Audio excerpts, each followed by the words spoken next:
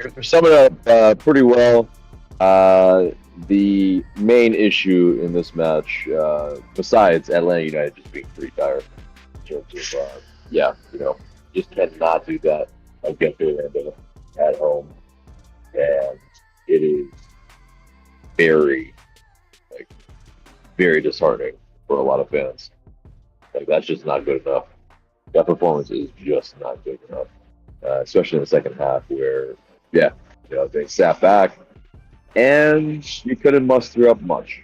I mean, you made line changes, you pretty much threw the kitchen sink, and there's just not there's not too many goals in this team, and but the main bit, I think we let them unsettle us, and the ref pretty much allowed it all to happen. I mean, there was not a card for Galese soon enough, and yeah, I mean it's just basically he allowed them to just disrupt the match, and that's really the crux of it. The ref embarrassed himself today. He never really had control of the game. Uh, yeah, I mean I rarely complain about the ref. I think we all know this. This was a mare. This absolutely should be like reviewed from somebody and Disciplinary committee. shown as, exactly, and shown as this is what not to do if you're a ref. Like anytime that the refs need to be escorted off the field by security, obviously the fans were not happy. Doesn't always mean that they did a shitty job, but they did a fucking shitty job today. And it's just, there's no other way about it. It is absolutely, absolutely embarrassing. Yeah, I just realized I keep muting myself in the beginning of these streams because I'm like trying to do something before, so it always takes me like a second to unmute. So I'm just gonna reiterate what I said earlier. Yeah, it was a very abysmal game. I was for us playing at home, you'd expect us to come in, dominate possession, have a high pressing line, really put the other team on their heels, pass around, and maybe occasionally like we just don't get lucky, we're not clinical and it ends kind of low scoring or what have you. Like at least we're putting it to them. This game was not that case. The statistics at least at halftime didn't bear that out. We really kind of were even for much of it, and that's really concerning. So we're at home and we're supposed to be the better team, and that's like, come on, like what are we doing when we're getting that bossed around in our own house like that? It's very, like you were saying, disheartening to the fans. They want to see a good performance, especially at home, like some fire, some fight. And I mean, yeah, part of it is the fact that they had 2 games early this week. They were very exhausted. Fair play. But there are guys who came in and they weren't tired. They didn't add anything. They didn't add anything whatsoever. I mean, if you look at the statistics, like there's one statistic I was looking at earlier, just looking at the XA of this game for our players. Brooks Lennon, 0.2, the highest of our XA this game. Thiago Mata, 0.08. Rossetto, 0.05. Barry, 0.04. Sosa, 0.04. Etienne, 0.04. And it keeps going down. It even gets lower as you go throughout the roster then. Like, what is that? That's 0 assist potential that we had this game. No one was making runs. No one was giving any kind of service or ball that could really be dangerous. I mean, the only one thing that was something to really hang your hat on was Barry making a pretty crazy run out of nothing and winning a second ball, getting that fire under him, and then putting it into a place somehow that Chol could get to it, and then somehow Chol got it slightly past Galese with some kind of junk ball he tossed at him, and that's hard to do at that range against Galese. Galese is just really good, and it somehow snuck by him, and Wiley was right there to put it right back in after they did a pretty daring, like, right on the line clearance. So it was exciting way to start the game. Too bad we couldn't have fireworks and excitement at the end, which I think perhaps many were expecting, considering we're the cardiac kids, as AJ likes to say. And man, Thiago Almada, did he have his chances at the end? They locked him down so hard, put him in their pocket, like block shot, block shot, block shot, block shot. It's just didn't let him do anything. Right. I think they expected him to cut in from the left, and they also doubled Caleb Wiley as well. And yeah, it just became a thing where, yeah, they had the antidote for most of it, and our goal was pretty much, yeah, kind of a junk goal, kind of where we capitalized on balls bouncing around. Now, yeah, like as you mentioned, Barry and his work rate, he was able to, find that chip ball, and yeah, no, I think he had a decent match tonight in terms of, handling himself up front. But yeah, it's just the rest of the team. Yeah, Sosa really, it's just not good tonight. But again, it's the fatigue factor. There is a lot of aspects of it that a lot of teams are dealing with, though. So yes, you did see a lot of kind of chopping and changing in the second half, and yeah, you're just not really seeing a lot of continuity. You're not really seeing connectivity.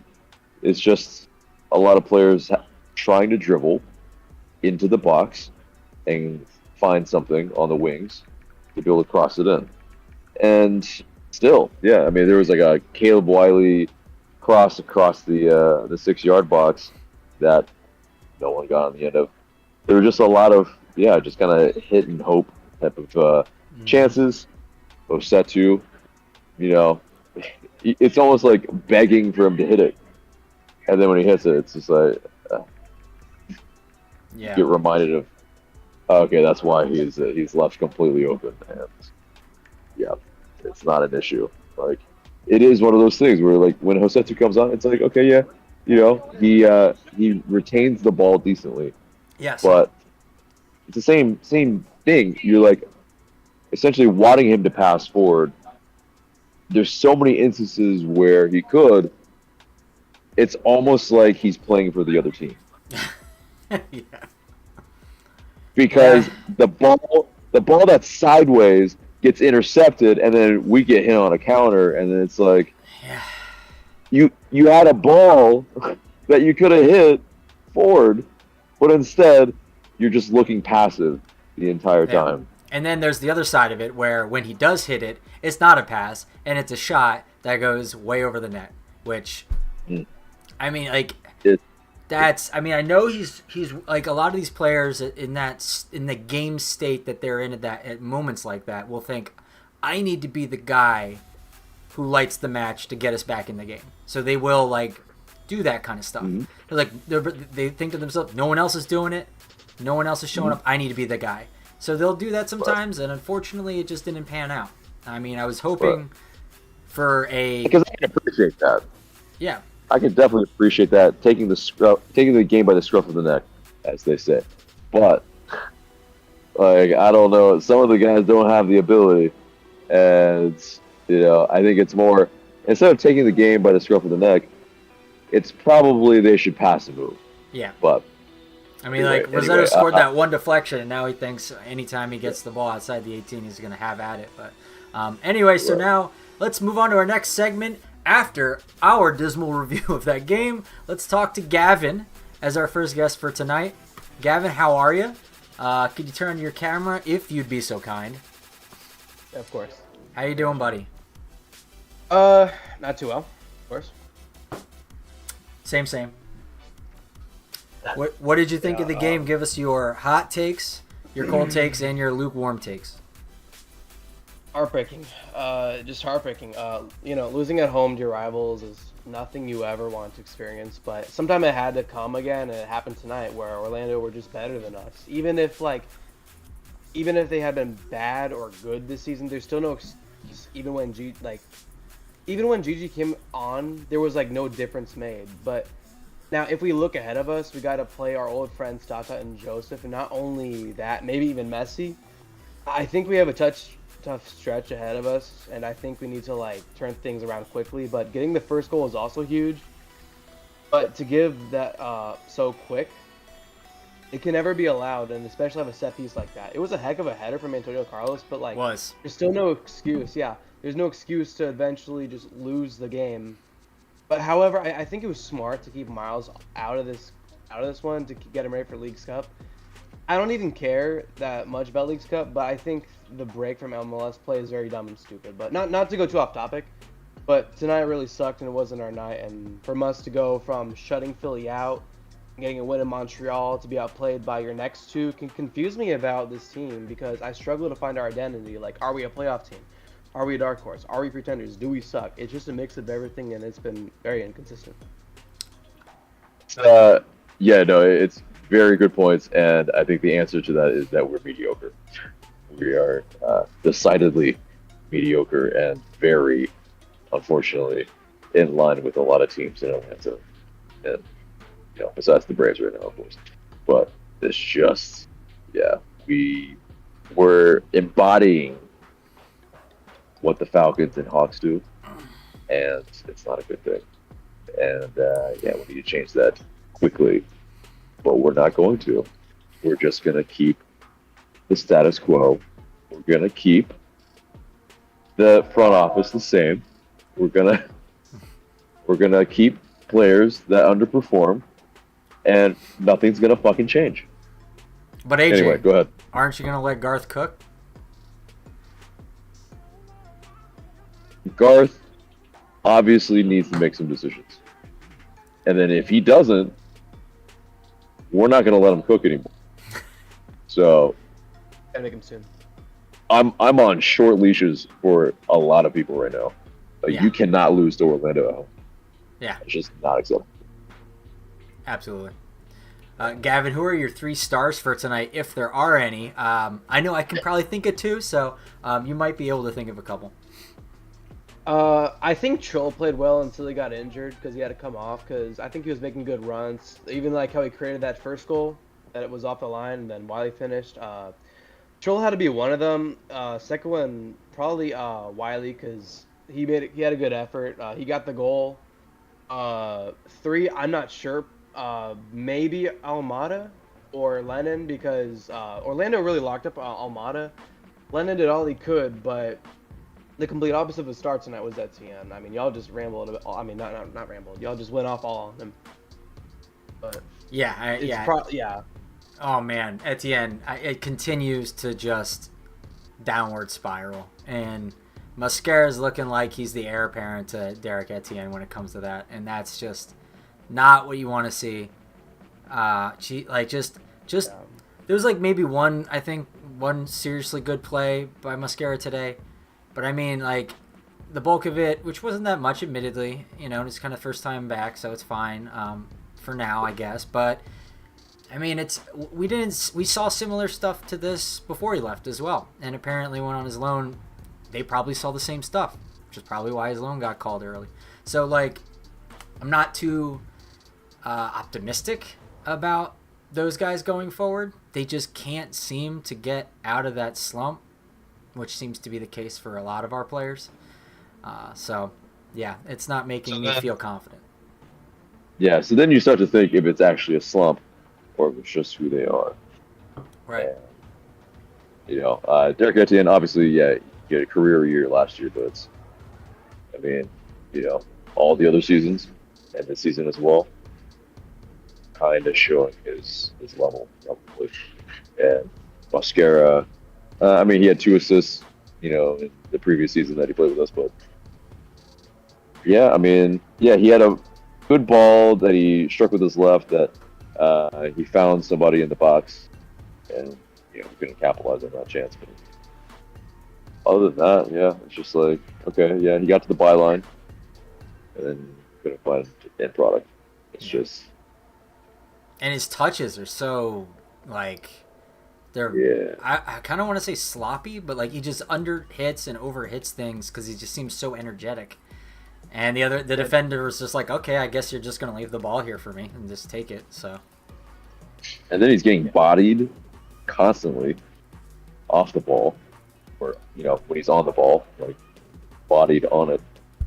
Well, yeah, Pretty he was much also getting, but like he off topic. tried to go up against the giant Scandinavian dude on Orlando, and I'm like, that's a tree you're not gonna be able to chop down, buddy.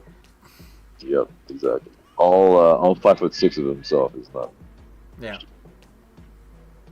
So Uh, Did y'all give, see any that per- one play where like I think someone launched a ball up to him and it hit his back heel and it went back? that was Etienne, I think. Yeah. Yeah, that's what I was about to say. Yep. Yeah, another one of those just like dough kind of moments. Like it's just, I don't know how he can have so many. It's just at a certain point, like he has to make the right decision by like pure chance at one point, right? you think? Yeah. It's not in this game, that's for sure. No, But yet to be seen. yeah. So Dude, Gavin, give us your final thoughts from this game, and then hopefully next time when we talk to you again, it'll be under better circumstances, and maybe Oh yeah, something cool happens in the League Cup. So we'll see. yeah. My final thoughts about the ref, him embarrassing himself tonight. I think the ref really had the fans aggravated, but like I'm not too much of a fan of blaming the refs anymore because it happens too much. But rivalry or not, chippy or not, we should still be able to pick up points in games like this. But obviously, as an Atlanta fan, I'm arguing with him, and I would disagree with his calls like usual. But as soon as I saw Mike Conti or Doug Street, I can't remember which one it was, that it announced Victor Rivas was going to ref this, my gut was telling me that we would have a match exactly like this, because this is not the first time he's also refed a match between Atlanta and Orlando. I had a feeling it was going to happen. Yeah, I feel the same way. There are certain refs when I see their names, I'm like, okay, I kind of know. Like this guy just never calls anything. This guy overcalls things, and you know. Sure. That's One of my why. least favorite refs. That's why I want like Ivan Barton to just be in the MLS and just ref all of our games from here on forward because he's the best ref in CONCACAF. And that's the thing. There's only one. He's only one man. So Clone him. That's Figure out the technology. cloning. Yeah, no, exactly.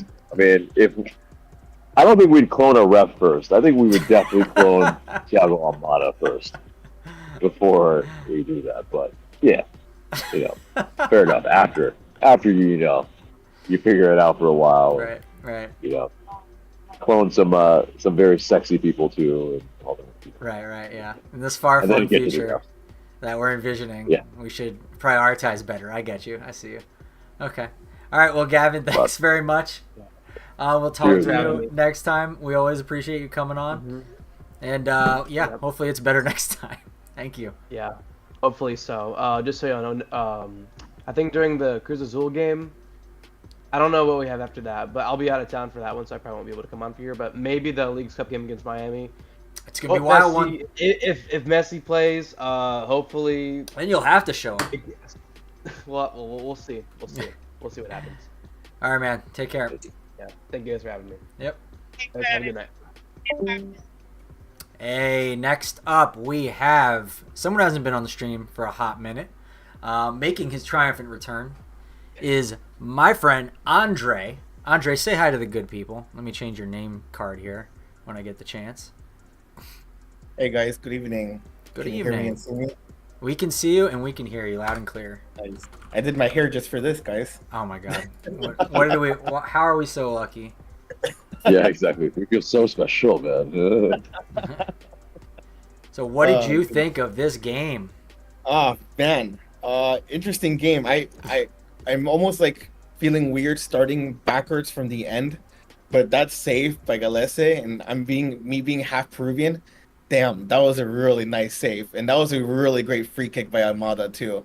It was. Yeah, it was great. Both his free kick and that save, it was crazy. It was just completely unexpected. One of the best goals MLS for sure. Yeah. Yeah, definitely. Yeah, and that shot, like when I was hearing, and I remember watching some of the free kicks from Amada before, so I was kind of expecting it to be a really good shot, and especially at what was it, like 97, 98 minutes too. Yeah, it was really crazy. It was really interesting. Could have been super dramatic. Yeah, seriously. And I'm actually surprised because I wasn't very much a fan of the ref, even though we share the same last name, funny enough. I wasn't a huge fan of the ref most of the game. But I'm surprised that he let it go on for an extra like 4 minutes after the 95 minutes. Um, I mean, I'm not surprised, but oh, really? it's definitely. I Because the mean, 5 minutes listen, were too little to begin with, so I think maybe he was making up for that as well. exactly right. I mean, he just lets them just really take their time on taking any of the free kicks that they had. Yeah. So, yeah, Yeah, I was surprised by how long it took before he finally gave a yellow card to Galese for time wasting. This guy doesn't give cards. He's so conservative. exactly. It's crazy. It should have been in like the 60th minute, He probably. was, yeah, Galese was wasting Wasting time, time. literally starting at 60 minutes. Yeah, in. but Like, they he weren't literally gonna give Glacier a card because he got a card in like the beginning of the game, so then they would have just sent them out. Oh, I didn't know that. I thought he only had one card. Interesting. Okay. Yeah, so Yeah, that's why I think they didn't, because usually refs are pretty like quick when they sense time wasting to get the game going. They only have to show one card, but yeah, that's probably why he didn't do that. Yeah. That makes sense. A That's lot of pussyfooting. But yeah, there were some interesting calls there that he did throughout the game, which were they're very frustrating. I can think of one. What were the ones you were thinking of? There was one that was, I think, really frustrating to me when an Orlando player was getting the ball. I don't know who his name was. They were on his side, on his half, but he knew he was gonna lose the ball, so he immediately just bent forward, like started falling. The instant he felt a little touch, he fell forward, and the ref called it as a foul, which I was surprised that he called it a foul. Yep. Yeah, that was just like the softest touch I've ever seen in my life. That just should not have been called a foul. It was just like, oh, he got touched. That's a foul. It was just very surprising to see that. Which one was the one that you were thinking about? So there's it's two that are understood within the context of each other. So there's the one where Almada I mean, for the most part, I would just say a general thing first. Almada got bullied like crazy this game. Reminded me of like 2018-19 Barco just getting cut down anytime he touches the ball, getting grabbed, getting tactical fouled all over the place, and not enough cards being shown about it. It was a little ridiculous how much they were just, I would say, illegally shutting him down. It wasn't just like shutting him down in the soccer sense. It was just pretty much just, turning this into like an MMA match. I mean, there was at one point where there are two players tactically fouling him simultaneously. Not one got a yellow card. Like, Yeah. I was like, they both had him in dual arm bars. Like, Yep. so That's exactly it. That's such a great point, Michael, because that's exactly what Orlando did. That's how they got away with so much, because they hunted in packs, and sometimes, when you both foul, the ref's not going to call it because they're like, oh, well, yeah, like maybe it's the other player just ran into them, and obviously wasn't the case. I think anytime. So inside the stadium, they show replays a lot, especially when they feel like we're being hard done. And they showed a shit ton of replays. What? Yeah. What? And it's just, over and over. The coach was yelling at the fourth official like half the time, too. Because there were a lot of calls that were just really weird that he didn't call things, or he just, when he did call things, it was just weird that he did call them. It just didn't make sense. It was very like shocking. Against us. Yeah. You go against us when it's a foul on us. Yeah.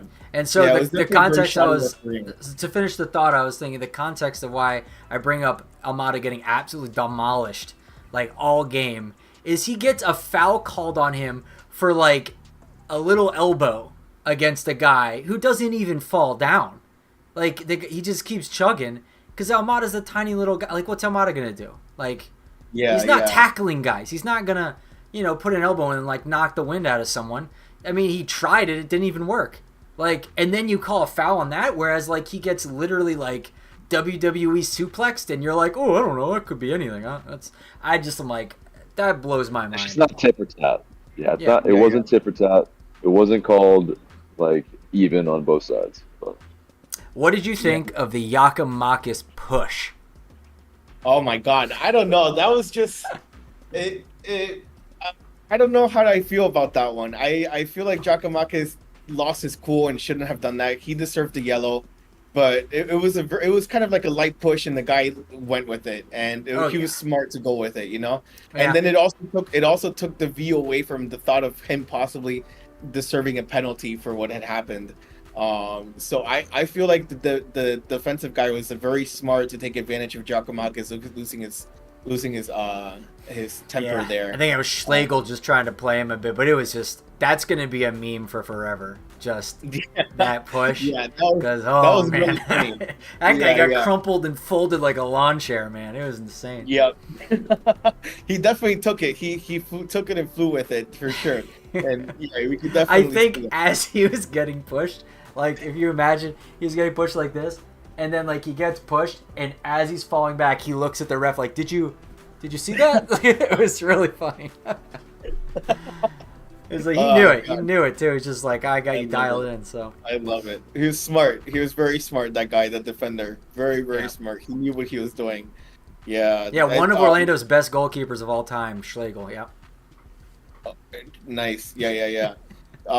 My one thing that I did notice was Wiley. I don't think I've really paid attention to him much, and I feel like he did very good this game. Yeah. I feel like he got a lot of like different plays and stuff like that, and good passing.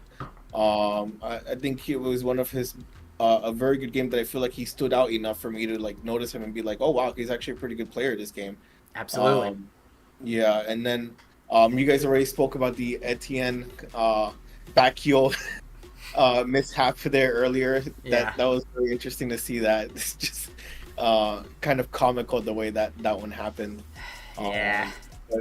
But yeah, I for me, like, man of the match for ATL was between Wiley and Almada this Yeah. game. It was very interesting. It was he definitely had some very good plays, and he was very outstanding today. He did. I mean, Wiley. We have to talk about Wiley for a second. Like, that was a class performance by him.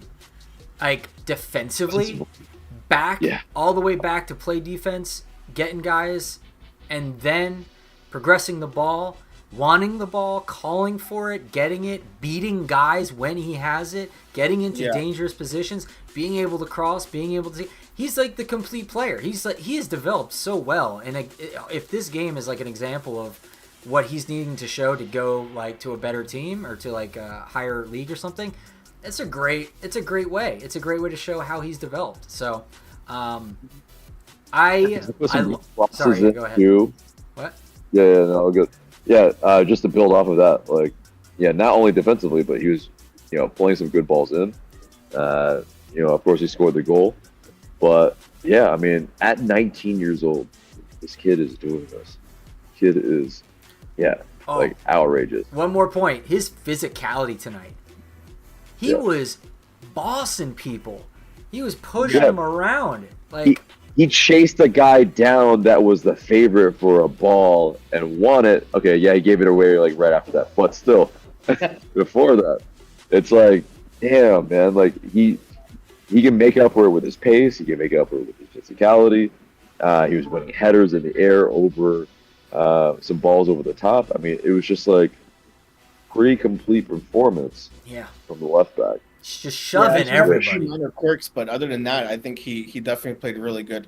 Like I said, he really stood out to me this match. Mm-hmm. I don't think I've ever really noticed him before when I've watched ATL games, and he was definitely like super standing out this game. Keep an eye on that guy because he's going places. Yeah, and I didn't know he was 19, which makes it really exciting, to have someone that young on the team that has so much time. He's an Atlanta homegrown too.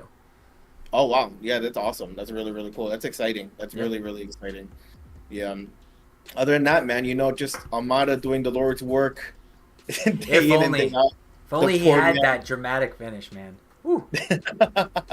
Yeah, that poor man. I feel like he reminds me of, or he's kind of giving me vibes of what Messi's going to be like in Miami, where it's like just one player, everything's centered around him, everything's going to be passing to him. He's going to be making all the plays, passing, crossing, everything. And I feel like his team just isn't there, and it's kind of depressing.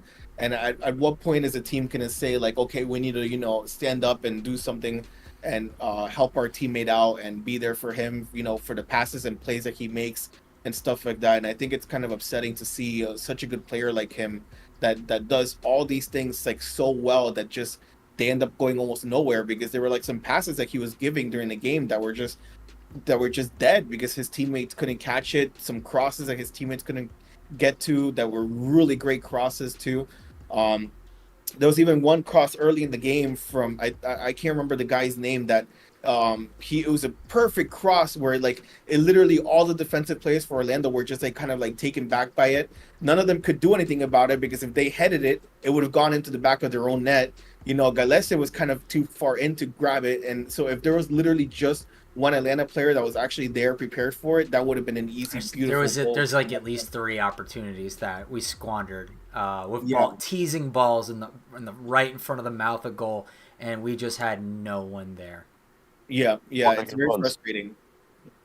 Yeah, Like I our mean, movement is just Barry static. didn't make that. I know of 2 opportunities that Barry just didn't run for, that Lennon popped in or someone else popped in, and he just didn't run for them. And then a third time, Lennon sizes him up and goes, "I have another one of these crosses cooked and ready for you." And Barry makes the run, and Lennon goes, "No, you never make these runs, so I'm just not going to pass anymore." And then he doesn't do it. And I'm like, okay, well, boy who cried wolf, I guess.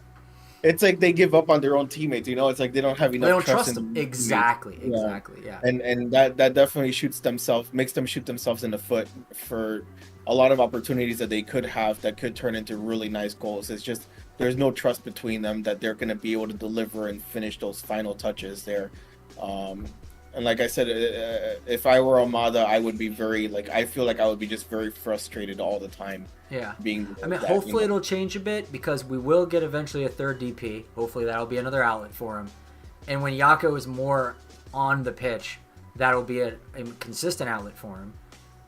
And hopefully with some other acquisitions, we can have a little bit more for him. Because right now, you're right.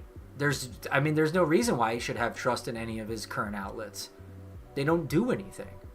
Yeah. We should. Go ahead, man. Go ahead. Oh, okay. No, I was just gonna say, forgive my ignorance, but do you guys have transfer windows? How does that work for transfers and stuff like that in MLS? Yeah, and so we have the window open to be able to make moves. Well, not really doing anything right now. Yeah, we brought in a Rumors. defensive midfielder so far, but he hasn't been cleared to play yet. So Yeah, so it'll be in the Leagues Cup pretty much when he probably makes his debut. And yeah, I mean, we've been linked to some forwards, we've been linked to some wingers, and we'll see. I mean, Diego Rossi, former LAFC player, you know, right now Fenerbahce. And yeah, I mean, it's interesting, like that rumor, because the plausibility is probably low, but I like the profile of what it might be. It's, you know, a player that can play multiple positions in the forward line, and I think that's what we need. We need a goal scorer, you know, in that vein, because I think we have enough in some other ways, creators, right. but yeah, we need goals. We need goals, and because we're not getting anything in the field, and except for Thiago Almada, and that's kind of dire. It's like this match, a left back scored, and then nothing else. Like nobody else good. No one even came close. Yeah, exactly. Like the second half, it was only Almada's really on goal. Other than that, can we remember anything? Like, Wasn't. Nothing really of note. Nothing really. Yeah. So give us your 3 stars and final thoughts for this game, Andre. Man, the team needs to wake up. Really, that's really my final thoughts. Wiley was one of the people that really woke up and was there this entire game. He was wanting the ball, playing really well.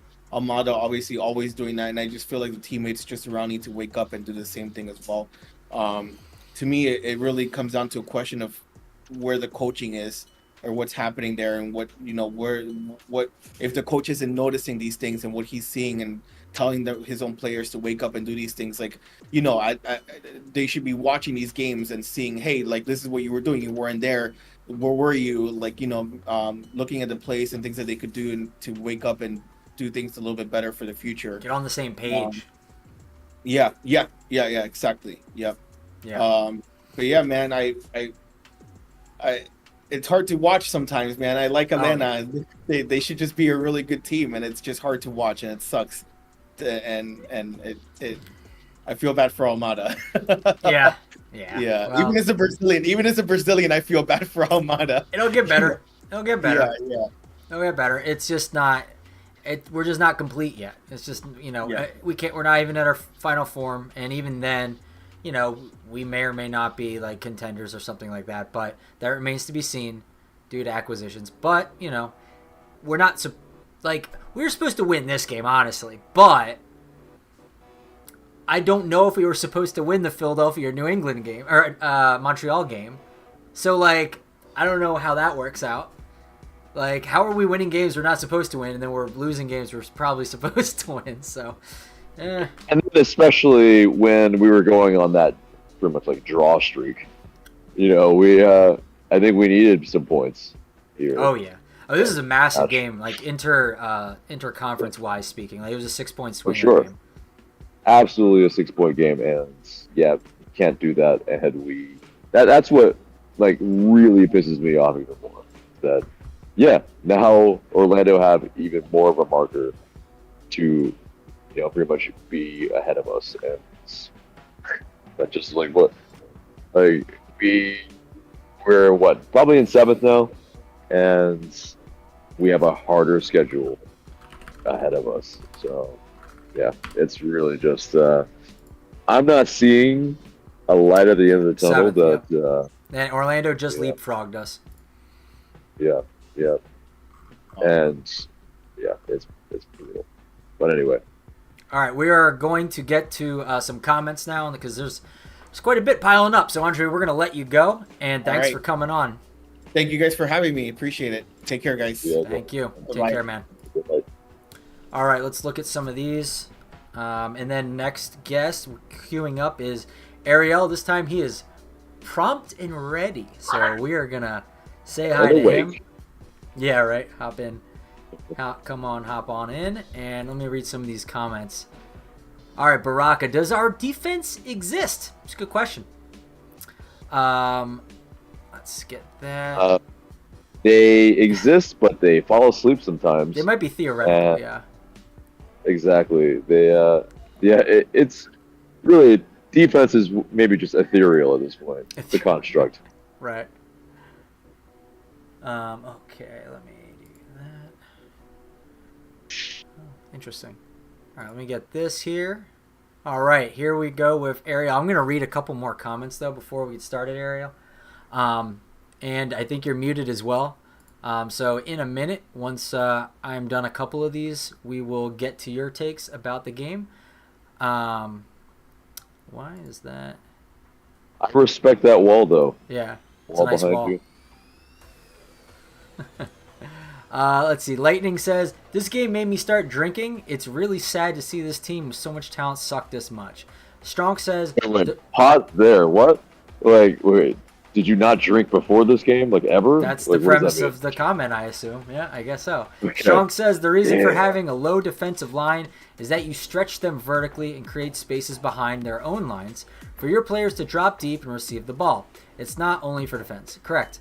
He also says, when you create spaces between your opponent's lines, then you can play the ball and create plays of your own. Yep, we understand that.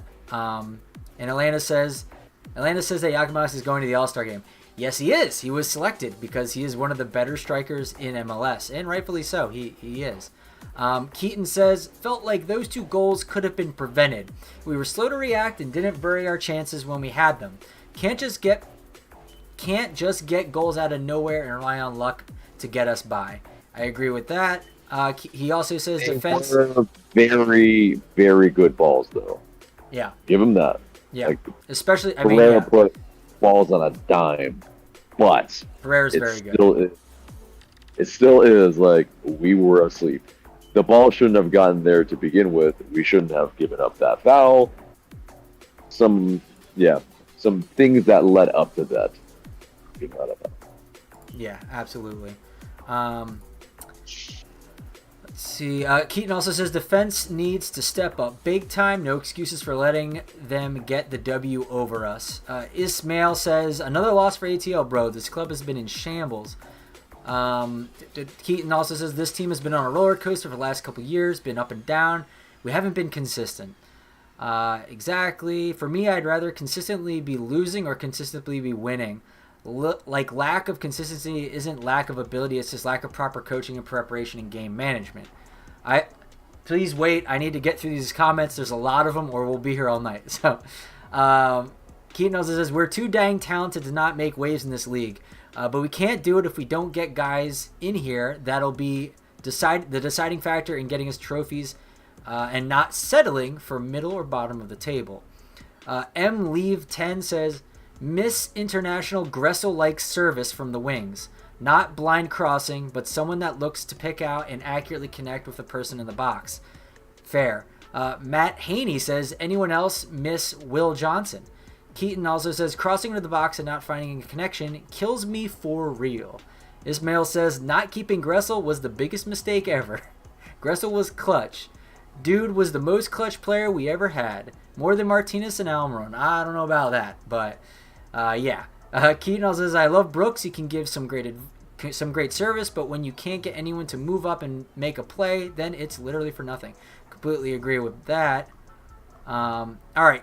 Ariel, you've heard enough. So, let's have you chime in and give your hot takes. And unmute yourself for. Maybe I muted you. Let me. No. yeah, we can hear you. Okay, there you go. Man. Go ahead. So yeah, just overall, man, from the beginning of the game, man, I think that it was just sloppy, man. I think there was, like a lot of bad touches that ended up, causing, turnovers in the middle of the field. And honestly, there was a couple of saves, like the fact that, that the crowd was like chanting goose, so many times, like in the first minutes of the game, like that to me was like kind of worrying, because I'm like, man, like Orlando's kind of like really pressuring. And then you kind of saw that even like, when Atlanta was trying to play out the back, like they were just constantly pressuring on, like, on the ball, and it was an issue, honestly. And the statistics bear that out too. You saw that at halftime. They were right with us with basically every stat. Yeah, and I think that, for Atlanta, I mean, it's a constant, I think, you guys mentioned that, the fact that, yeah, we've had a lot of games, in the last couple, like constantly or whatever. But man, I think that, it's been a issue like constantly, man, where, you just see bad touches, you see, players not tracking back, crossing, like, we're so bad at defending set pieces, man, whether it's corners, free kicks. Like, I mean, I think that, man, to some degree it's gotten better, but I think, man, like, you still lacking, that, being able to clear those second balls, being like just more constant, and, just being this, or like being more decisive, I guess, on both ends of the ball. I wonder if in the set piece department, I think we're missing Miles Robinson pretty badly when it comes to that. Yeah, I think Miles is obviously, a key factor, but I mean, you don't want to rely on one player, like literally. And you don't want Sosa going up to try and beat the 6'8" guy or whatever that is on their team. Like, that's just never going to be good for you. Yeah, but in terms of like the whole team overall, man, like I think it is literally like another, game that we've seen like 2, 3, 4 times already in the season, where we're, Atlanta's just so, I don't want to say slow, like, in those transition moments going forward, but, they I just think slow is a good word. They lack ideas, man. Like they lack, like movement. They lack, knowing like where to play the ball, like, how to work the spaces. Like, I don't know, man. Like, it just seems like it's predictable, man. Like, yeah, exactly. Like, it's just playing it out to the wings and like trying to cross it, and like, man, it comes down to coaching because that's what it is. These players don't know where they need to be. They don't inherently find the space, and you have basically like how we started the match is exactly what you're talking about. Where, yeah, we're like slow. We're trying to play out of the back, and we don't play direct, which has been working. And instead, we're trying to, lull them in this listless possession to just find the spaces through the passing, not moving with your actual feet versus the ball. I mean, it's like, yes, this U-shaped passing that we constantly try to do. Like, what worked so well against the Union was that we were direct. We mixed it up. We allowed Orlando to, we allowed the Union to pretty much screw themselves up. Yeah, they had possession advantage that game. Exactly. Like Orlando, they knew what to do with it because they were passing and moving around us. And I said this on Twitter. It was saw that. They looked way more crisp. They looked way better in terms of their chances. They were more clear cut than ours. Yeah, and that's annoying. If you're someone who doesn't like watch soccer too much or is like kind of new to it or something like that, keep in mind when you're watching games, specifically in MLS, one of the things that really is the difference maker is one-touch passing, like kind of instinctive, easy, very quick, because it unbalances defenses, especially when they're in a good formation, and breaking a formation is one of the things Atlanta always has the hardest time to do. So what do we need to do? We need to start doing more one-touch kind of passes to unlock defenses. There's other ways to do it too, but that's always a reliable way. Atlanta they're slow and predictable. And then the formation gets into this low block, and they can just pretty much gobble up anything that comes their way. They can put every man on the field in front of what they think is going to be the attack point, and it's almost always the one that it is. It's almost always the attack point, and because it's like impossible to get it to a different one by that time. So it's frustrating. Other teams, I don't know what it is, like chemistry, experience. I don't know what it is, but like they have it and they can just kind of go. And Orlando did it tonight. Unbalanced the hell out of us.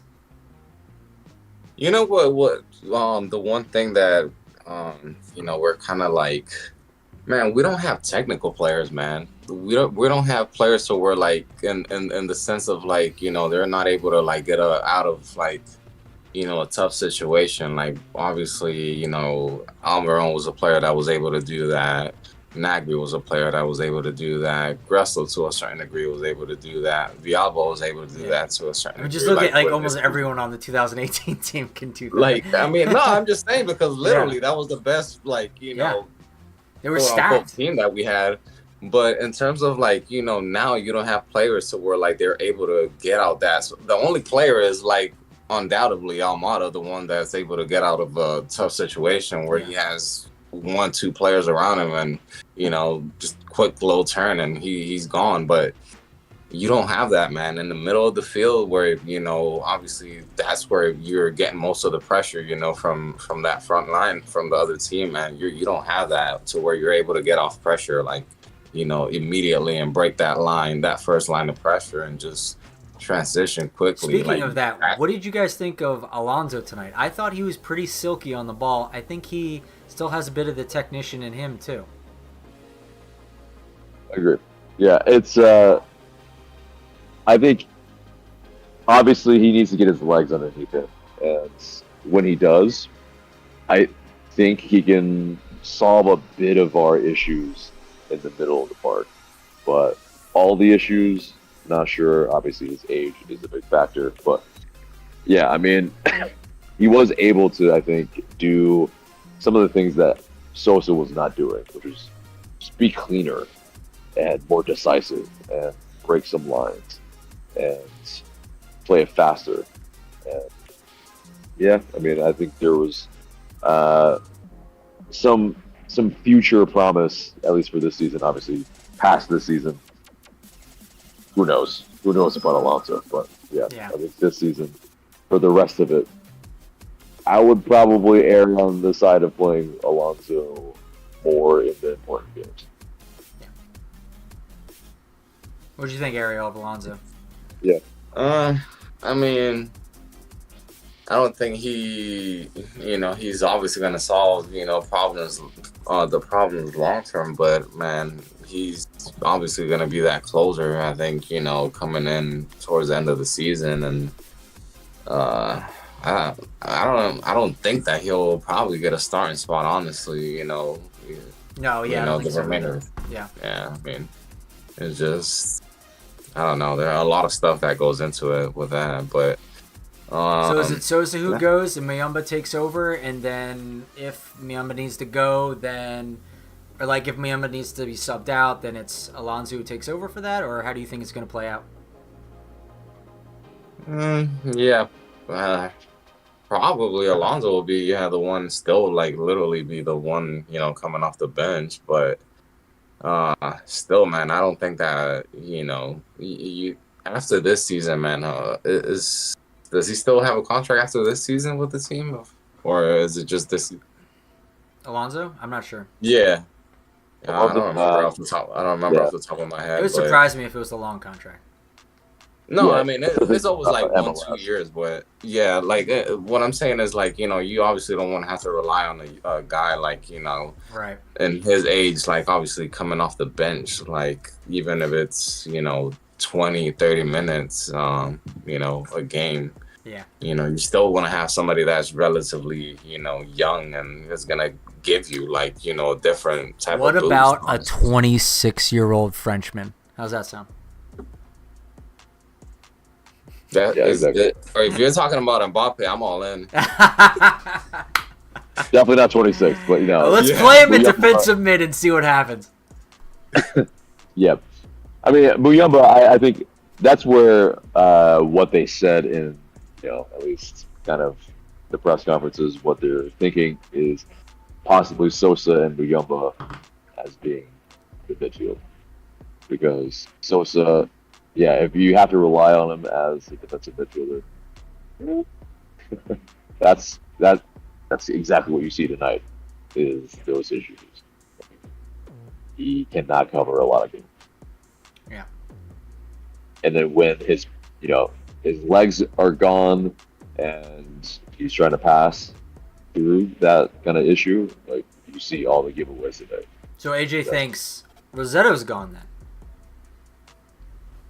I mean, I think in the future, yeah, you clean house. Lord. Please let it Yes. You got to clean house in the midfield, but Sosa is probably the most promising, because obviously we saw his ability when it was 2021. So there is something there, but yeah, I think long term still, I think we can find better. So we should. Will we? That's the major question. I mean, yeah, like Ariel, do you think Boca can do? Stop Boca right can there. fix these Come problems. on. Come on. Yeah, that like you're already putting like an end to the question right there. If Boca can, like, we already know that he can't. So exactly, if we know he can't, why does Garth think he can? I think Garth's gonna tighten the reins on him. That would be like my guess, but like he'd be like, if you got to be 100% sure about your next signings, or that's the door. So I think he's gonna play it super safe and align himself with whatever Garth has basically been talking about in the I guess his like boardroom meetings that they're probably in together, that like his strategy meetings. He's hearing what Garth's saying. He's probably going, okay, I'm gonna try and deliver unto him his vision and play it as safe as physically possible to preserve my job. So I think that's what we're probably going to see. If not, if he keeps doing what he's been doing, he's gone. By the end of the season, man, I think undoubtedly, like he's gone. Whether we make playoffs or not, whether we make a deep run, like it's just like it's notably known, like publicly, like what a mess it's been, like in terms of Yeah. like how the front office has handled, transfers and all this. So I don't have honestly Oh, a doubt that. here's a position that I'm willing to die on real quick. Um, do you guys like? I think that he has just generated so much bad blood for like. Are like? Let me ask a question about other MLS teams. Players. Let's. How many former players are pissed? But yeah, go ahead. Yeah, sure, but like to pile on that, like is every MLS team just like hating their technical directors? Is that like a thing every MLS team does, or is it only us? If it's only us, then yeah, I feel like that's pretty damning. Yeah. I mean, obviously, Felipe Cardenas, he writes not scathing, but it is like real. I feel like articles because and on us because he Felipe, was, friend of the show, by the way, just saying. Yeah, but technically, he wasn't on the Atlanta United beat, but he lives here. He was probably a closet Atlanta United fan, and so in that sense, I think it's that. It's like there's more exposure. There's more like, okay, yes, he's going to, of course, figure out why there are these issues with the team that he's probably most interested in. Now it's probably going to be a little bit more Inter Miami, but we'll find out, obviously. But the other writers for the Athletic, they don't really have. It's okay. Yeah, you have Paul Maher. He's DC United, and I think you've seen some ousting of some of those front office people. Former person in our front office, Lucy Rushton. She got ousted pretty quickly. So there's I think pointed kind of articles on the teams that are more near and dear to them. Yeah, of course. So I think that makes sense. I think he's going to focus on Miami from now on. Exactly right. I think so, but I don't think Colorado Rapids has a beat writer or and an athletic writer that is constantly writing about them. Like, yeah, they're in the dredges, and honestly, probably their fans. It's like, Stan Kroenke, the Kroenkes are owners. We know they don't really give a fuck. Yeah. So. It is what it is. All right, Ariel, give us your 3 stars of the night and your final thoughts, and we'll cut you loose and let you get back to whatever wonderful things you're doing. I'll have to go with probably Almada, man. And Brad Guzan. I think that even though he got scored on twice, like, I mean, everybody always like crapping on him because he, was like, you should have saved that, you should have did this. But I mean, I don't know, man. I think that he still had a relatively good game, but just 2, man. I mean, nobody really overall really had like a outstanding game or anything, but I think Wiley probably had an outstanding game. Oh yeah. I totally forgot about Wiley. Yeah. Like that kid's going places. I think that was almost highlight reel material for him. Outside of him, though, I agree. No one really. They had kind of quiet nights all around. I think like Hernandez for a time was taking a lot of risks and was okay. But it ended up exposing us a good bit as well because sometimes it backfired. But he was taking chances and making things happen. So like at least it was that. Who else was there? Just real quick, what do you think about Abram? What's Abram? I thought he did all right. So the last couple games, I thought he's been doing much better than he has been because obviously his ones before that were, oh my god, they were bad. But this is like he's been growing into his role. I expect him to continue to grow, and I expect him to continue to kind of show us what he's made of and whatever all the quote unquote hype was supposed to be about with him. So I mean, we'll see. I think he was more secure with the ball tonight. He took the space when given that, and I think covered for the left back or left wing back at times, and was able to kind of play some 1-2s with Caleb Wiley to kind of keep it going. But obviously, we don't keep the clean sheet very well, and so in that sense, it's still on the whole back line. I mean, it's not sevens. Yeah, definitely. Brom could have probably done a little bit fours. better against the young, Duncan McGuire, whatever his name is. But I mean, the dude is big. I mean, that's like trying to like hold down Yako. Like a big dude running at you is hard. So like I get it, but Brom's not the biggest dude as a center back. So like it is what it is. But could have done better. But I don't know if I expect him to do better. But he could have done better. So. But anyway, Ariel, let the good people know where to find you. Yeah, man. Obviously, Twitter, man. That's where we're mostly at. We're Search Spike ATL, YouTube, Feel It Sports Podcast, also on Facebook, Feel It Sports Podcast, man. And thank you for having me, man. I wasn't able, I had a little technical difficulties on Wednesday, man, because I was using the laptop. But it happens. Yeah, man. Glad I could be here with you guys again, just sharing opinions, about whether we like it or not, whether we don't love the result, but hey, we still love the team, so that's what we're here for. And a game was played, and we're here to talk about it. Yeah, exactly. Thank you, Ariel. Take care. Have a good night. All right, man. You too, guys. Have a good one. All right. Our next guest, I have been Let's get into the chat. Oh, yeah. Let me do Let's that. get into the chat before. And guys, remember to like, share, and comment, and subscribe. Oh, wait. Because, Niall, can I ask you to give us a couple minutes? I have a surprise guest that we want to get to, and I know Niall is always our closer. So we're going to have him close things out for us. Is that okay? No, it's okay. No, you're good. We'll get to you in a minute, I promise. Love you, buddy.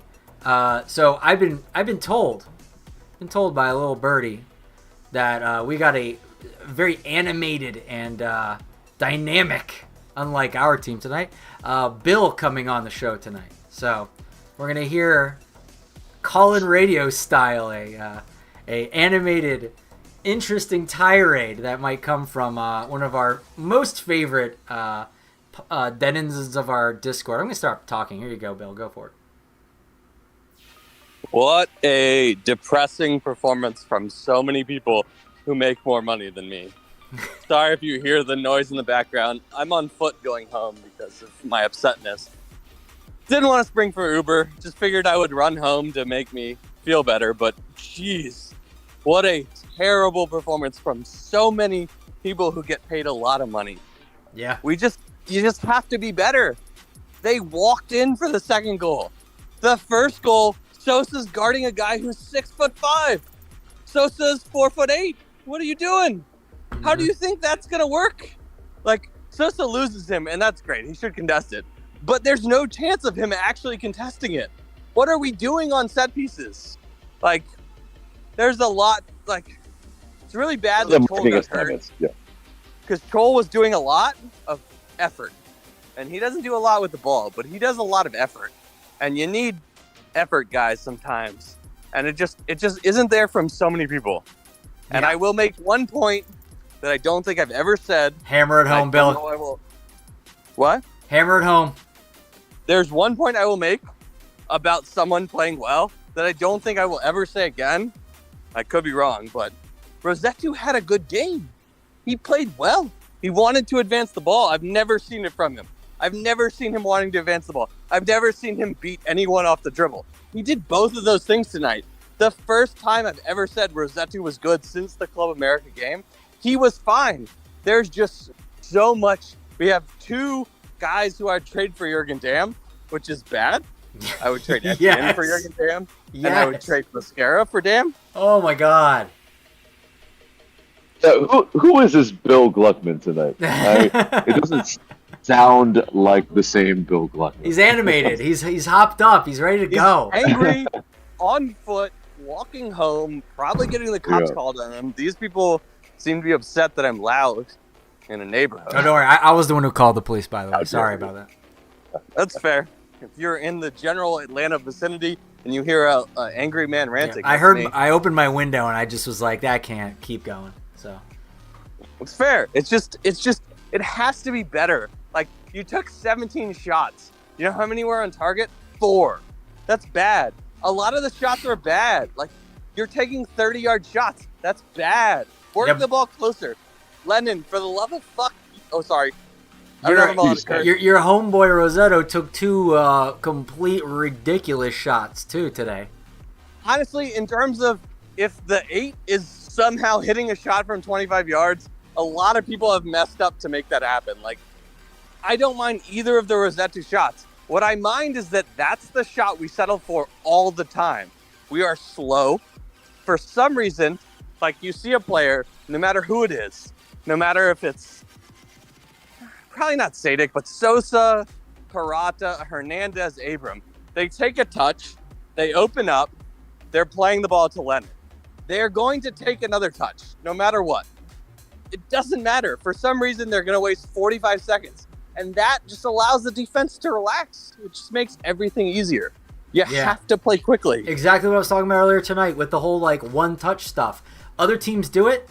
They have like some kind of, like, mental link where they're just like, I know that guy's going to be there because in practice, he's there. So I don't even have to look. No look pass to that guy. One touch. Don't even think about it. Fluid. Quick. Unsettles a defense. Makes people start going, oh crap, where's my guy? Gotta go into another format. Gotta do something I'm not prepared for. All of a sudden you're getting scored on. I wish we would do that. And I feel like you're kind of saying the same thing. 100%. There's an elasticity to Orlando's passing and moving that you didn't see from us tonight. It was very much where, like, a lot of our guys were on islands versus you saw triangles being played for Orlando, and it very much is so annoying because they're doing that against us at home. Yeah. Unacceptable. We had a couple of times where we played click around the box and they created chances, and it just is infuriating watching it. It's just because we can do it in so many times. Yeah. Like, clearly we could do it. We just decide not to move and ball watch. Yeah. It's one of those things. I mean, yeah, like the low block that Orlando had later on in the match, Almada had to find space out left in order to even just collect the ball. So it's one of those things where, okay, you know, in that respect, we probably need more guys that are runners instead of guys that are just wanting to. People could just move off the ball, for Christ's sakes. That would be nice. Yeah. Etienne, Mascara, like, yeah, exactly. Two of the same type of players. But go ahead. The reason you desperately need Gigi, Robinson, and Almada to all be healthy is simple. Gigi makes 2 defenders watch him. Doesn't seem like a lot, but if 2 defenders watch your striker, it's hard to put 3 guys on the guy in the middle running with the ball. Yep. Part 1. Part 2 is we have no midfielders I trust with the ball. Rossetto was great tonight. I don't trust him with the ball. But He's normally not great, so I agree, yeah. Having no midfielders I trust with the ball means I need to put more numbers forward. Robinson, for a lot of his faults, and he hasn't necessarily been fantastic this year, Robinson is that thing. Miles can let you go, okay, screw it, let's throw all the people forward. We'll have 2 people back. We don't need 3 people back. We don't need 3 center backs. We have Miles. Miles will erase whatever mistake we make, and then we can put more numbers forward. You need all 3 of them with this current roster. Maybe whatever. Tristan makes close enough. Tristan makes a difference, and maybe he's an 8 that we're looking for. I managed to get one of his game films, and I like him. He's athletic. We don't have that in the middle, but I don't know he's going to solve it all. You still need another midfielder and an attacker. Agreed. You have to sign both of those, and if you don't sign both of those, Boca might as well just take his bag to Rangers even if they don't hire him. Yeah, completely agree. He bowed out of that already, and they're probably like, thank God. Yeah. But just go sit out front. I don't care. Just please don't be here anymore. If you miss on anyone who thought Jurgen Damm was worth Max Tam, shouldn't have a job. Just in general. Is there? Can we Jurgen like Damm is somehow a great $300,000 player. Can we somehow put him like in the twos, like the twos technical director? So like, can we like downgrade him until he can prove that he's worth being in the first team's technical director? Even the twos can't take Lopez on loan. They're like, no, thank you. That's bad. He's a top 75 signing. Like, there's only 70-ish players who've ever cost more in transfer fees than Lopez. And when he was acquired, he was a top 50 signing. Top 50 fee was paid for a guy who couldn't get a loan to Tulsa. Like, Tulsa would be like, no, thank you. We don't want this guy.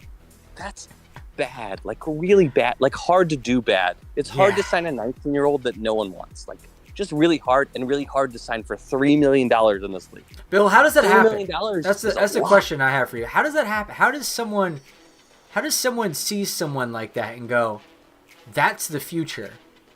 And then they're like, it's literally the past. Like, how does that happen? I have no idea what the scouting looked like in Paraguay, right? I've watched 3 Paraguayan matches in my life to watch Tito play. Like, it's not a lot. The Paraguayan league, I watched the 2 kids we were looking at back in the day, but it's just not, it's an okay league. It's not great. I just don't understand how you look at a 19-year-old in that league and go, oh yeah, he's the one, and not, like, the same thing could be said for a $150,000 fee in Costa Rica. Like, just sign someone, whatever. A guy who scores 2 goals in a season in Costa Rica is probably just as good as Lopez. I don't know how you look at that guy and not think that's not a good move. Like, usually when you're scouting a 19-year-old, they have a plus skill. And this is going to be baseball-y, which is cheating, but like something they go and you go, yeah. Like when we signed Sosa, I go, yeah, man, that guy looks like a field general. Like maybe he doesn't get it. Right. Ibarra looks like a guy who's going to destroy someone. Mosquera's fast. Lopez doesn't have a skill. I go. It's like video. It's like video game terminology. You just have like the attribute, right? Yeah, like a FIFA rating for Mosquera would be like that guy's fast, and a FIFA rating for Sosa is like that guy is controlled. Like it's not working out, and that's fine. But that guy's controlled, and Ibarra is going to destroy someone. Like he's going to make someone's knee hurt. That's fine. But Lopez like doesn't have a skill where I've watched him play and go, yeah, that's great. And also, we finalized the signing during COVID so that he couldn't play for 6 months. Like, all of that seems really messed up. Like, we were so desperate to get this guy that we had to pay $3 million immediately and have him not play for anyone for 6 months. Like, if he's that good and it is that big of an opportunity, he should score 10 goals a game in this league. Yeah. Like, 10 goals a season, 10 goals a season in this league, no problem. If he is so good that it is worth having him not play for 6 months at 19 years old. He should be ungodly good. Like you know what I remember him I remember him.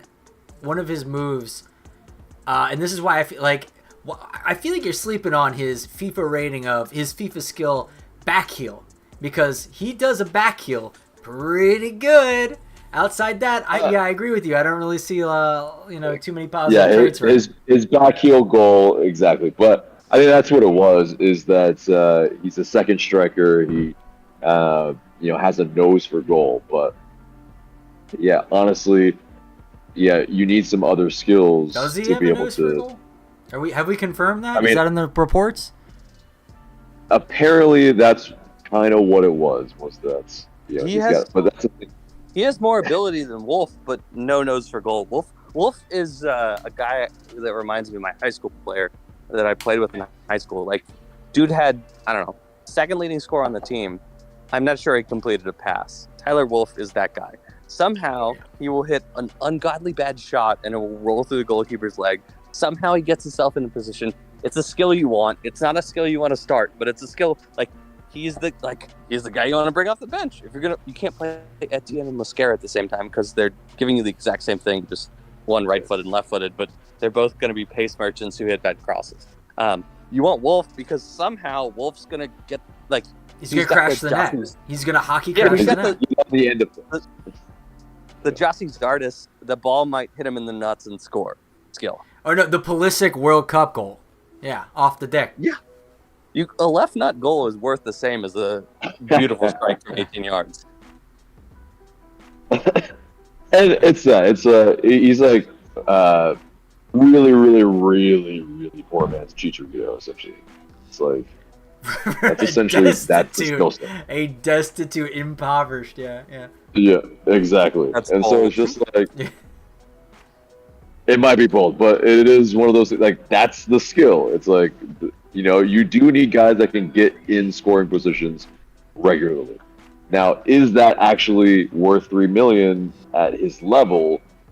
Obviously not. That's been the issue. Dear But, God, no. yeah, we should move on from Eric Lopez. Yeah, give us some more takes on the game. Any more specific ones that your brain can muster at the time? I think if you're going to play back three, you can't let someone walk through the middle on the goal. The first goal is a thing that happens. Like, you guard, we're a short team, it happens. Eventually, someone's going to get free for a header. It's a thing you do. The second thing is you just can't let someone leisurely walk through the middle and score. Like, unbelievably bad defense. You have 3 center backs. The whole thing is none of those center backs should ever be wider than the 18. Like, if they're wider than the 18, everyone should bench over. Somehow you let Duncan McGuire, who, I don't know, probably beat in a foot race, walk right through your defense. Like, he's not fast. He's not known for that. It's not like he's out sprinting you. You literally let him walk straight through your defense. Yeah, I can do on either of the goals. So to me, it's you gotta be some semi-organized. You still have responsibilities in midfield, and we, if we're gonna let that happen, we can't play 3 in the back. You can't have 3 center backs if you're gonna let a striker walk through your defense. Duncan literally cut our 2 center backs, Luis and Parada, like straight up in half. He ran right in between them and took off right as the pass went, and it cut right in between them. It was, I mean, honestly, it's not so much Duncan as it is the pass was just, it was on. So I feel like, yeah, sure, he can just like hold himself up and just run through it like a bull, but like it was really the pass that opened that up for him, in my opinion. Yeah, very incisive pass, but also, yeah, no, we didn't have anybody pretty much shielding our defense either. So it's just, yeah, He slaughtered it. Yeah. Yeah, Sosa obviously, he doesn't have his legs right now, and it's just not good enough in a lot of senses of what he's offering in the middle, in place of Ibarra, who, yeah, obviously was, intercepting a lot of things, breaking up a lot of play. We're not seeing that with Sosa, so it's too easy. Yeah, a lot of times, but that's not to say like we weren't getting scored on twice a game still with Ibarra. So it's just different types of goals, I guess.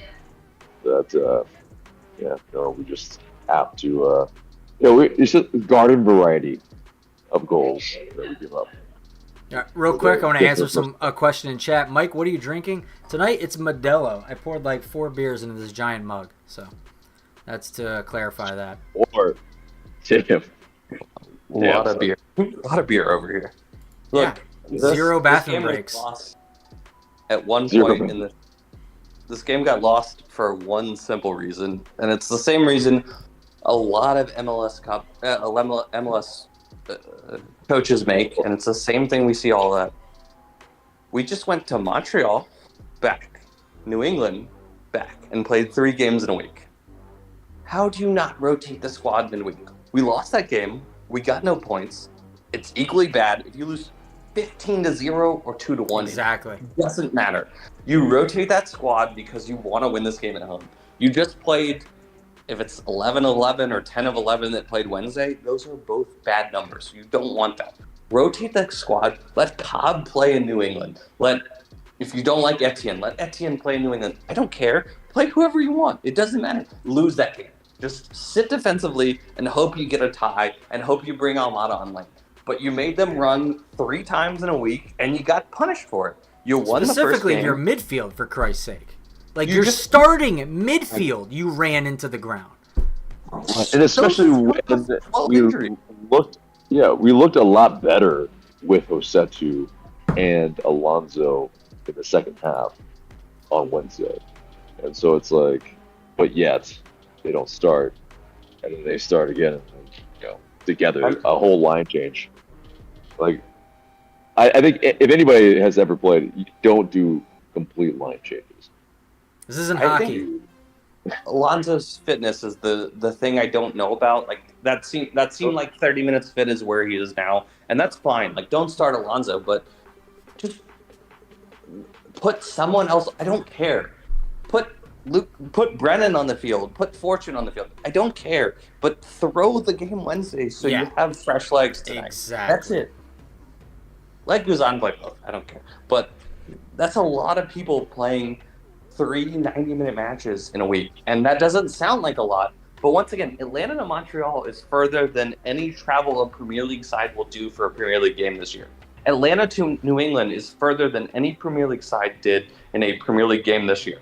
So that's 2 of those, and you had to fly back and forth and back and forth. That's a lot. And the travel, like people think the travel doesn't matter, but the travel takes it out of you as much or more than the game because you're sitting in a plane for 4 hours to get home from Montreal, or 3.5 hours to get home from Montreal, and 3 hours to New England back. They're on the plane for probably 14 hours over the past 8 days. They've been on a plane for probably 14 hours over the past 8 days. That's a lot. You have to be smart. And Sosa is fragile. Sosa's gotten hurt 40 times since we've been talking.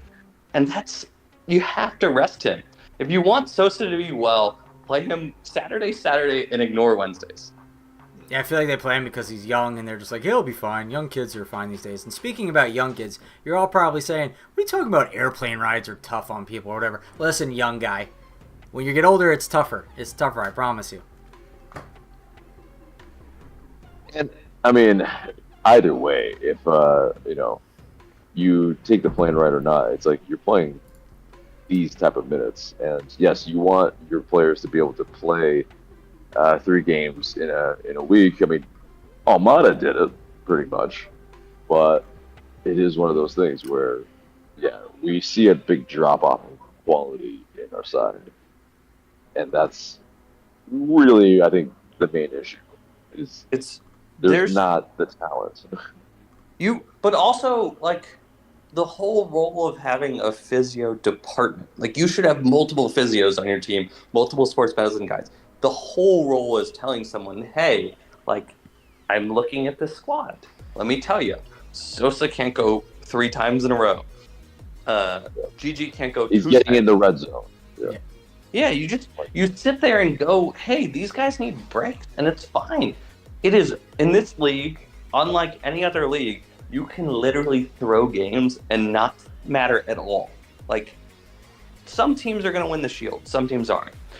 It brings me back to Gabriel Heinze, and what he did that was incredibly dumb is that you watch the team, you played a midweek game in Mexico, and then you're bringing the full squad back, like, or Honduras or wherever we played. Like, we went to New England in this game, and the whole team dropped. Barco got hurt. Sam got hurt. Like, literally in the first half, you watch the squad and you go, oh, those guys can't play that level of minutes with that level of travel. And that's got to happen. Like, that's the 2 things you got to do in this league is protect the players you need, which means rotating the squad. And 2, you got to bunker the heck out of every time you go on the road. Like, you go on the road, there are times you can impose your will, but most of the time you just need to sit back and counter. And Pineda hasn't mastered either of those 2, which are really important. He started to tease himself doing that. I felt like he started to tease a bit, and then all of a sudden he's back to this again. So, frustrating. He's just running the same guys through the ringer, and that's okay at some point, but, like, LAFC might end up 4th in their conference, like, because they ran through this season thinking they could keep playing. Like, they're getting hurt, they're losing players, there is no depth. When you run out of the funny money that comes with an expansion team, there is no depth. You have to be smart. You have to get money, get players from cheap positions, and intentionally throw games. You do those 2 things, you'll be fine in this league. Agree. That's very forgiving. It's a very forgiving league, but the main crux of it too, though, is you gotta win the games at home. Yeah. Especially against rivals. And that's why you just don't care about the New England game. The New England starting 11. We shouldn't have cared 100%. Yeah. Should have been like exclusively children. Yep. But play the kids, play whoever you want. Don't care. throw the New England game, lose, don't care. You lost anyway. You played a bunch of people who you shouldn't have. Like, it's just that's shit. There's two things that have to happen. You got to be smart with the players. You should get angry at when someone signs are players who are on allocation money deals. So it's not missing on Lopez is really bad, like impressively bad. But I don't care. Missing on Mosquera is impressively bad. I don't care. Missing on, like, I don't know that Santi's a miss. That's harsh. But missing on Santi is fine. Ibarra is actually worth what we paid for him. Those are all mistakes you can make. You can make U22 mistakes. You can make YDP mistakes. What you can't make mistakes on is the full DPs. You get 2 of those. And then the guys who are allocation money signings, TAM guys who are either close to max or not max. Like, that's Abram, that's Etienne, that's Rossetto. Those guys are expensive players on this roster. And how those 3 guys are not guys I want in the first 11 is hard to stomach. Like, it's hard to miss that bad on those guys. Like, those 3 guys are João Paulo level of spend. Like, that's the guy who helped you win the CONCACAF Champions League. Like, you could have that if you were just slightly smarter. And you have 3 of those guys who are unbelievably bad. Yeah, 100%. And hopefully Garth can just come in and be like, I'm going to get you your João Paulo. So hopefully, we'll see. All right, Bill, well, it's been real. We got to move on to our last segment of the show because I'm eventually going to have to use the bathroom, and AJ needs to go home tonight. AJ's not allowed to go home. AJ's not. Yeah, this is his punishment. He has to stay there forever. I know. I have to stay out here, and I have to work 21 days in a row. Yeah, crazy. Burning candles at both ends. Bill, but it's been real. Thank you very much. Animated and inebriated Bill, one of my favorite Bills. So we'll talk to you later, buddy. Yeah, unrecognizable. Thank you so much, Bill. All right, so that was our good buddy Bill. Let's get... Why did that happen? Okay. Also, our good buddy Niall.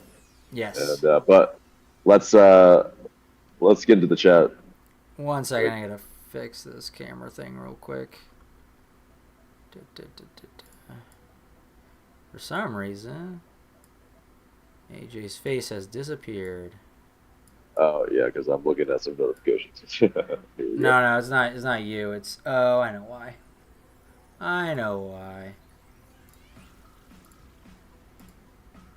All right, there we go.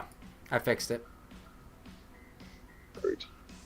Don't know why that happened, but it happened, and then I fixed it. Figured it out. Troubleshooting on the fly, everybody, because OBS loves to do crazy stuff. Niall, oh, you got a new perspective tonight. I appreciate it. Yeah. How you doing?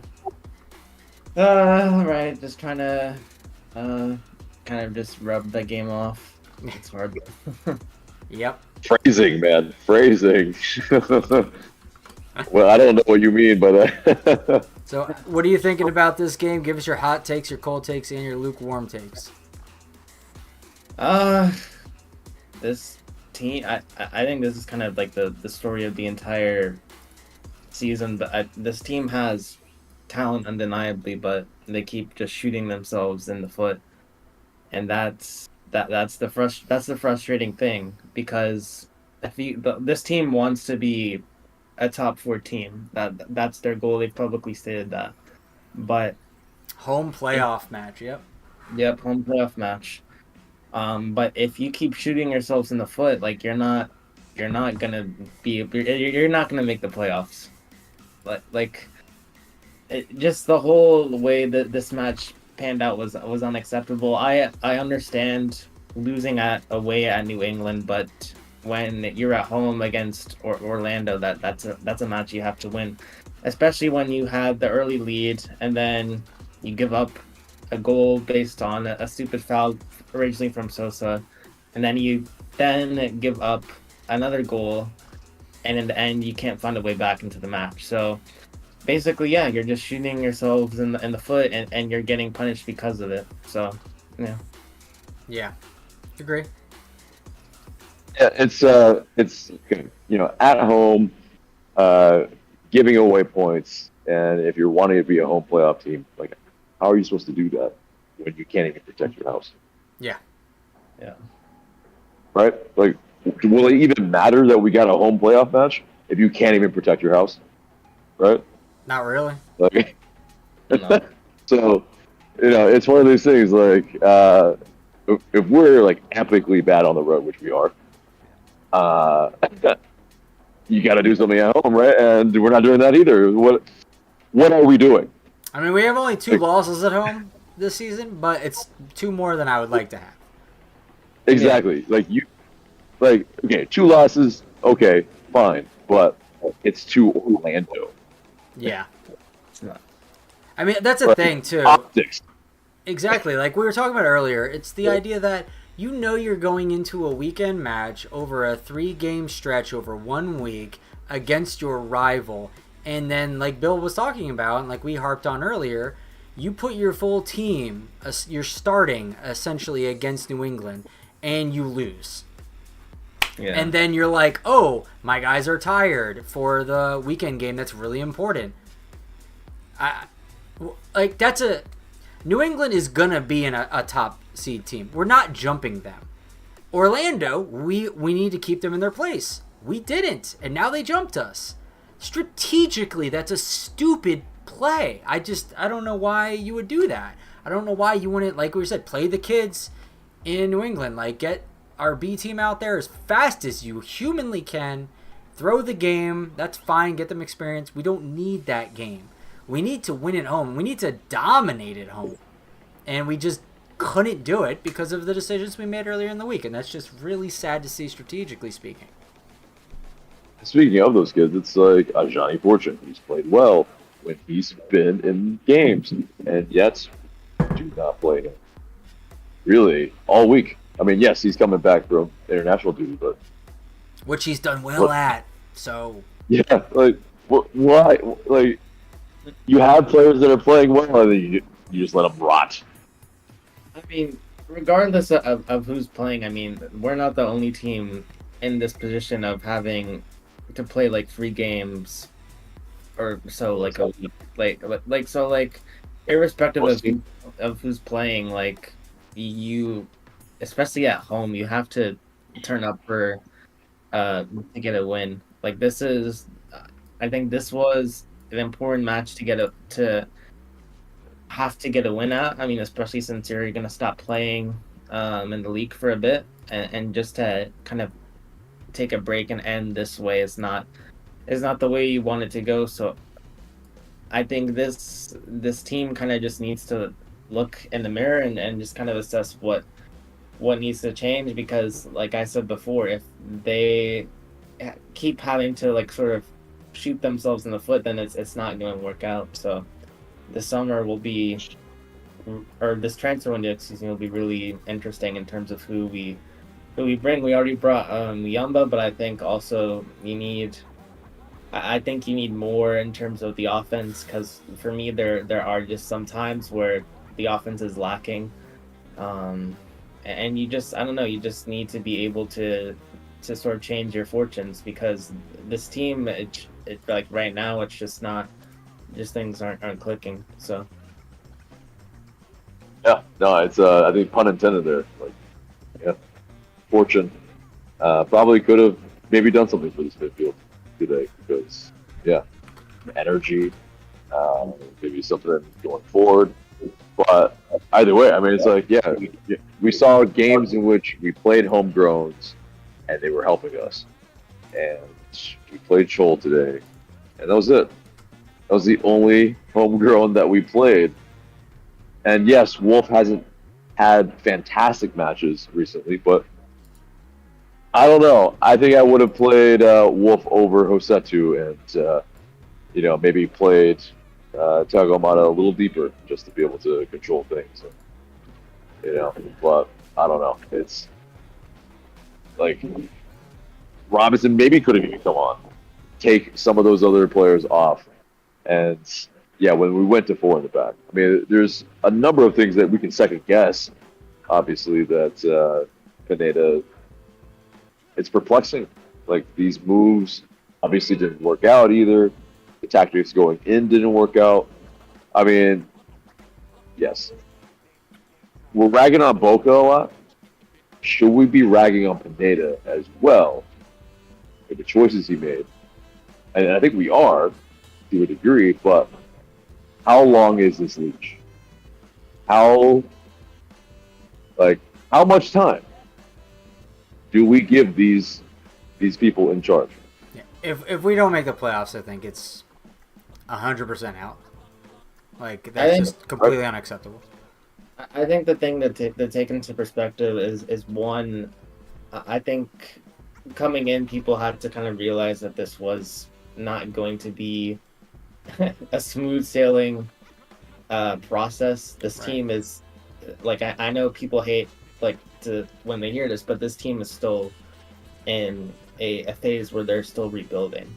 So I think that Pineda would need to get a chance to bring in the players in this transfer window that I'm assuming they're going to bring in, and then see how that works. Because the thing is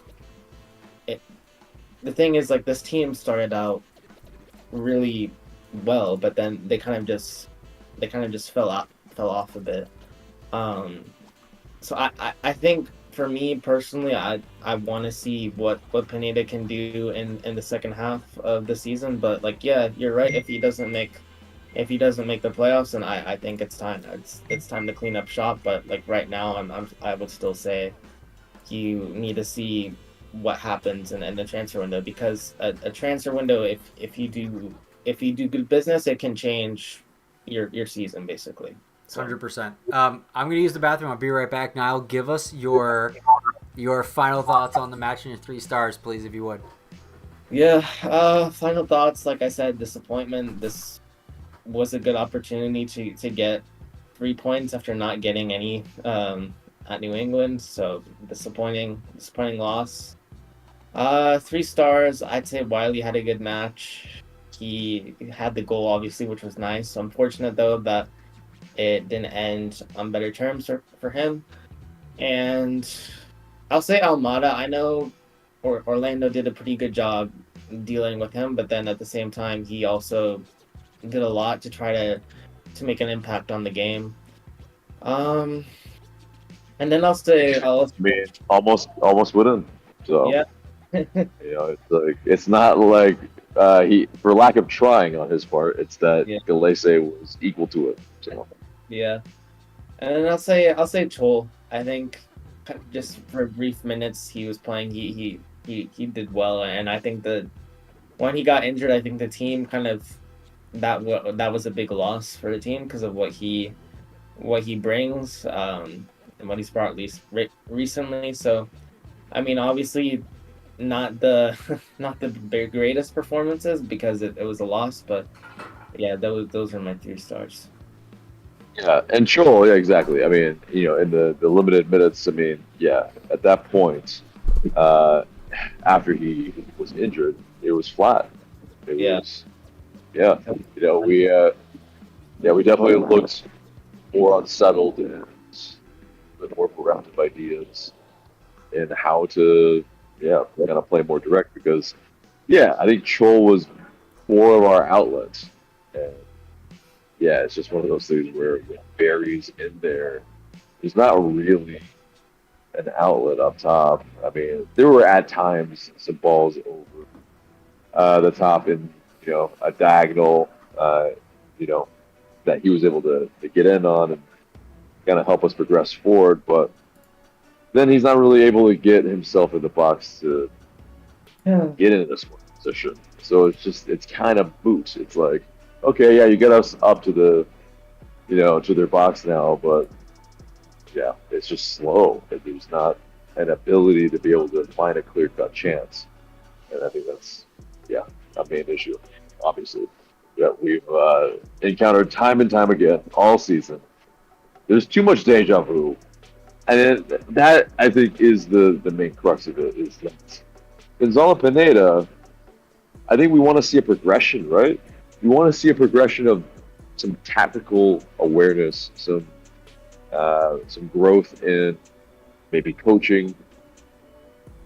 And yes, these homegrowns are being played and discovered a little bit how much of it is actually Gonzalo Pineda and how much of it is actually the academy, where they're it's doing the job, but once they're getting to the first team, okay, there's not really like, are these players becoming better players in a sense? I just don't see it. I mean, Yeah. I think Caleb Wiley was always going to become who he was to that degree. I mean, maybe in the way he's deployed. I think the left wing position was an interesting way to be able to grow him. But whether that was Gonzalo Pineda or not, or just because we were short on players. Who knows? I mean, because Derek Etienne was pretty much, still injured coming into the season, and then so Caleb Wiley was like it made sense. It made sense to play him. Yeah. You have a pacey guy that can, bring you forward. But anyway, So Niall, I think we're gonna stick around with you, and we have a forfeit, I think, from you. We're gonna spin the wheel, and he's going to be here for that. Hopefully, if he's interested. Yeah. He doesn't have a forfeit. Oh, He owes us. You and I both owe a forfeit. Yeah. So I can say the same about you. So we'll do it. We'll eventually get it out there. I just need to get someone to film it real quick. So we'll do that eventually. But I do want to see one thing real quick. I'm going to transition real quick to this slide. I want everyone to take a look at this. This is interesting. Our good friend at Atlanta United VIPs on Twitter. Please give him a follow. Check him out. Post always some really cool stuff. Posted this graph the other day. I think this is on actually July 14th. So 2 days ago, or yesterday, technically the way, however you see it. And so through 23 games, if you see our 2023, where we're at, we're basically on the same track as 2017 season in terms of points by season. We're below 2019's track, and we're below 2018, which is to be expected to at least some degree. We are significantly better than 2022 and 2020, which are abysmal time periods in our history, and even better than 2021. So we're seeing progress. There's something there, and we're on track to at least track with 2017, maybe 2019, because we had a fairly large slump in 2019. So hopefully we can get something from this. It's still, the full story has not been written. There's stuff to be said still. So look out for that as we go forward. The next thing I'll bring your attention to is the wheel. And tonight we have Niall, me, and AJ on it. So let's see who gets it tonight. Hopefully not me 2 times in a row. That would be very unfortunate. It can't be me. It's going to be Niall. Oh, boy. So your second one, Niall. Second one. Let's see what you get to experience, is the euphemistic way I'll put it. All right, we have Red Ass Game, we have Spicy Challenge, we have Dressing Up for the Next Stream, Eating Food You Don't Like, and Soccer Skills Challenge. Hopefully you don't get soccer skills again, because you already did that one. We'll spin it again if you land on that one. We got, oh my goodness, this thing loves this choice. It's selected Red Ass Challenge again. So we are going to see all 3 of us getting triple Red Ass Challenge. Potentially hitting the butt by a soccer ball. So stay tuned for that in the future. That's pretty wild. We probably need to just do this in one fell swoop. We'll probably do a watch party and maybe just knock them. Yeah, sounds good. That's wild. That's fun. All right, so that pretty much concludes it for us. You've pretty much heard all of our takes, hot, cold, or lukewarm, and we saw a lot of your comments in the chat tonight. Boy, were you guys animated. A couple more before we finish out. Scott I can't pronounce that. Scott someone or other is saying, why no Miles tonight? This guy is a pro. He should be game ready when he returns from international duty. Our defenses are weak. We really could have used him. We could have used him 100%, but I guess it's a schedule congestion for him. They wanna. I mean, you can't fault or say that the front office does not, the coaching does not protect their players in terms of their time. They really do. They do a decent job at that. They're extremely cautious. So I would expect them to be extremely cautious in this regard as well, and it seems as though that's what they're doing. And Edgar Hernandez says Boca out. There you go. That's the final word on that. All right. That's how we'll end it, and that's probably fairly fitting based on the tenor of this conversation tonight. Exactly. And at that point, it's not saying we're firing each other, but Michael out, Niall out, AJ out. Thank you guys all for watching. Subscribe, do all that jazz. Thank you guys. We'll see you in the next video. Bye bye. Have a good one, guys.